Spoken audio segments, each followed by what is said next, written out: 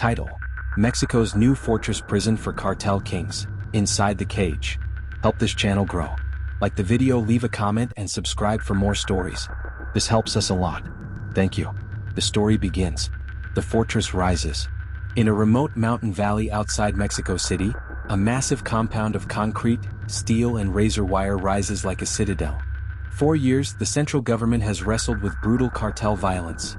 Kidnappings, murders, and public terror carried out by organizations such as the Jalisco New Generation Cartel. Now comes its answer: a new model of incarceration built not simply to punish, but to bury the power of those who once ran empires. This facility is designed for cartel leaders and their inner circles. Men who for decades pulled strings from behind bars, issuing hits, running drug pipelines, and bribing officials. Mexico's authorities call it a maximum severity prison, a fortress so secure that even the most brutal bosses will be stripped of their power, their networks, and their world. The concrete walls are reinforced, the airspace above restricted, cell block communications cut to the bare minimum. It's a prison built to remind every guest: you are cut off, forgotten, finished. Wikipedia. As construction finished, the government issued a warning. Inauguration speeches emphasized a new era. One where cartel bosses no longer controlled from within, where isolation would be the sentence and freedom the memory they once lived. For the Mexican public, weary of bullet-ridden cities and everyday terror, the message was clear. This time the state would not lose. Inside the compound, the design feels less like a prison and more like a bunker. Towers stand guard over miles of high-security fencing. Surveillance cameras monitor cells that have no view of daylight, steel doors that slide open only once a day, and corridors where echoes die quickly. The aim is total containment, not just of bodies but of influence, of fear, of reach. One former facility estimate described the earlier version of this prison model as walls thick as bunkers, airspace blocked for 10 kilometers radius, controlled communications in Mexican maximum security prisons. Wikipedia. The first arrivals were among the highest-ranking cartel operatives Mexico had ever processed. Their transfer was conducted under heavy guard, convoys of armored vehicles, helicopters overhead, and sealed cells waiting. Once inside, the world they controlled vanished. No phones. No visitors. Their power network severed. Their reputation stripped. A famous boss who once sat atop mountains of cash was now placed in a 7 by 12-foot cell, lights dimmed, the sound of his own breathing louder than any threat he once posed. But why go to such lengths? Because cartel violence did not end with arrests. Mexico had discovered that imprisoning a kingpin did not end his command. In too many cases, it shifted underground. From hidden cell phones, corrupt guards, and secret messages, cartel organizations continued to operate. The state's solution: build a prison that is not penetrable, not negotiable, where even the walls enforce isolation. Wikipedia. For the viewer, this is the moment to understand what comes after the glamour of crime. The private jets, the fast money, the power, they end in a concrete cell, surrounded by steel and silence. And the new fortress prison stands not to rehabilitate, but to remove. To take away not just freedom, but influence, identity, connection. Here sits the lesson: the empire you build outside can evaporate in the darkness inside. As dusk settles over the facility, the towers glow orange in the fading light, blank windows reflecting the barbed wire. No cheers. No parades. Just the unyielding stillness of a system built to endure. The guards inside know it, the arrivals understand it, and the world watching hears it. For those who chose a life of crime, this is what comes next. Inside the cage. If the fortress stood as a monument to Mexico's fight against organized crime, life inside its walls told a different story. One of silence, control, and psychological decay. Every sound, every movement, every breath was monitored. For the cartel inmates who once commanded armies, the new reality began the moment their cell doors slammed shut. Inside, the temperature was kept cool and sterile. The narrow corridors smelled faintly of disinfectant and concrete dust. Each cell measured roughly 7 by 12 feet, just large enough for a bed, toilet, and sink. The bed was a steel slab, the mattress thin and stiff. Windows were tiny, angled skyward to show only light, never the landscape. The intent was deliberate: to disorient, to erase any sense of place. Daily routine began at dawn. A buzzer echoed through the hallways, sharp and metallic. Inmates had 10 seconds to stand by their bunks before a guard's voice barked orders through the intercom. Breakfast, often a bland mixture of rice and soy, arrived through a narrow metal slot. No conversation. No eye contact. Prisoners were allowed 1 hour of outdoor exercise in a caged yard, a square of concrete surrounded by walls so high that the sun barely touched the ground. For the rest of the day, silence reigned. The isolation was designed to break communication lines, but it also broke minds. Some inmates spent months without hearing another human voice. Those who tried to talk through ventilation grates were disciplined, sometimes losing their 1 hour of sunlight for weeks.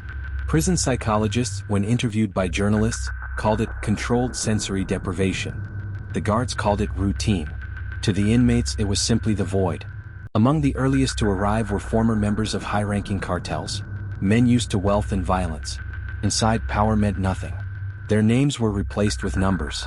Orders came from faceless voices behind reinforced glass. When one notorious lieutenant tried to bribe a guard for extra food, his rations were cut in half for a month. In here, even whispers of influence were smothered. The prison's cafeteria remained mostly empty, meals were eaten alone in cells. Food was rationed, served cold, intentionally bland to reduce altercations. Rumors spread about the punishment block, an underground wing where prisoners who disobeyed orders were left in total darkness for days. Officially, it didn't exist. Unofficially, everyone knew someone who'd been there. Medical care was minimal. Inmates suffering from anxiety, insomnia, or panic attacks were often treated with sedatives rather than therapy. One guard described an inmate who had once overseen entire regions for a cartel. Within months, the man refused to leave his cell, convinced that the walls were closing in. His only sound was the scratching of his fingernails against the steel door, a desperate reminder that he still existed. Despite the harshness, every moment inside was carefully documented. Cameras recorded each hallway, microphones captured every conversation.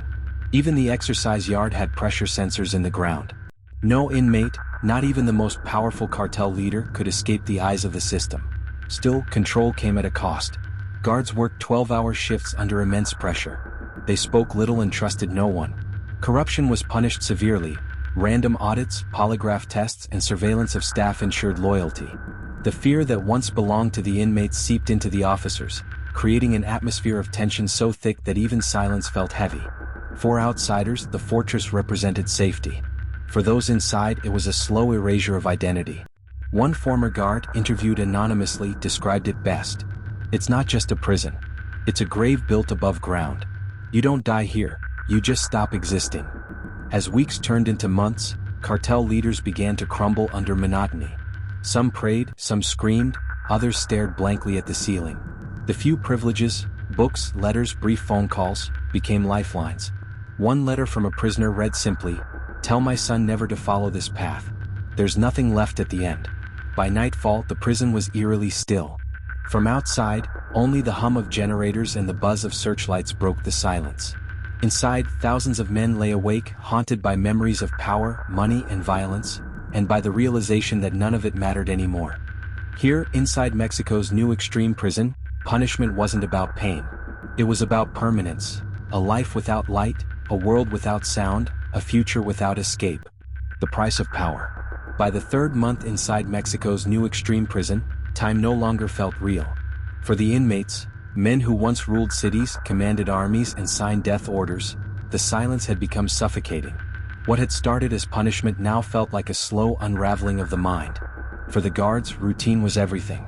The fluorescent lights flickered on at exactly 5 a.m., and the metallic clatter of cell doors echoed through the corridor.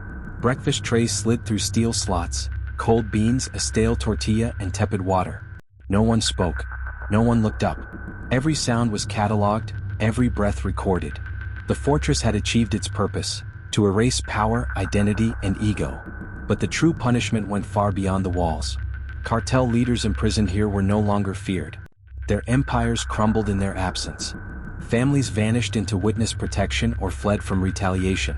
Money froze and seized accounts. For the first time, these men faced what they had always denied: they were powerless.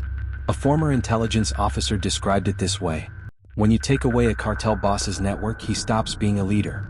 When you take away his name, his communication, and his control, you take away his humanity."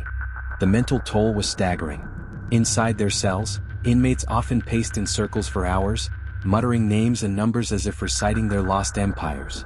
One guard reported hearing a prisoner whispering Culiacan repeatedly, the name of his hometown, as if trying to remember who he was. Others sat motionless, staring at the tiny strip of sky visible through their narrow window. Some tried to hold on to sanity through rituals, counting cracks in the wall, timing their breathing, carving marks into the steel bed frame.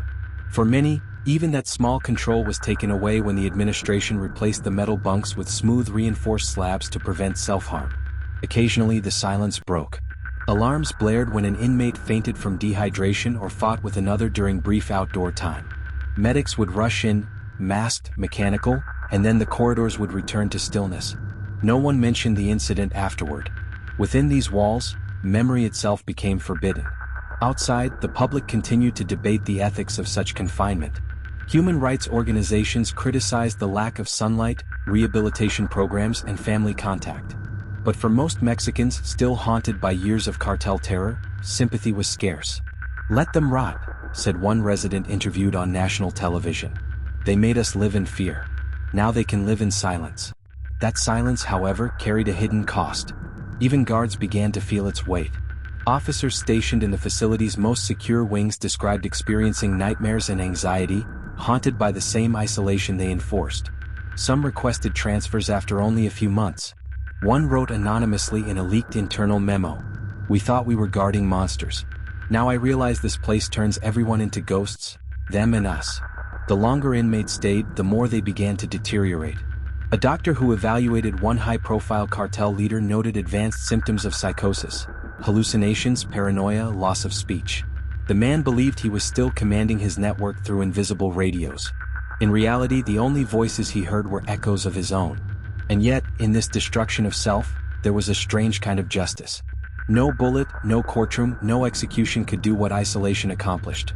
It broke the illusion of power. Every empire ends, but in this fortress, it ended quietly, one heartbeat at a time. Occasionally, journalists were allowed limited visits, escorted through multiple checkpoints and searched twice before entering observation corridors. They described the facility as a cathedral of silence, where prisoners existed like shadows behind reinforced glass. One reporter wrote, "It's not just punishment. It's a mirror showing what violence looks like when stripped of glory." By the end of their first year, many inmates stopped speaking entirely. The walls had absorbed their anger, their pride, and their hope. Letters from families arrived less frequently. Some were returned unopened. To the world outside, they were forgotten men. Inside, they lived as reminders, proof that power without humanity leads to nothing but decay. As the sun dipped behind the compound walls each evening, the prison lights ignited, bright, white, and unmerciful.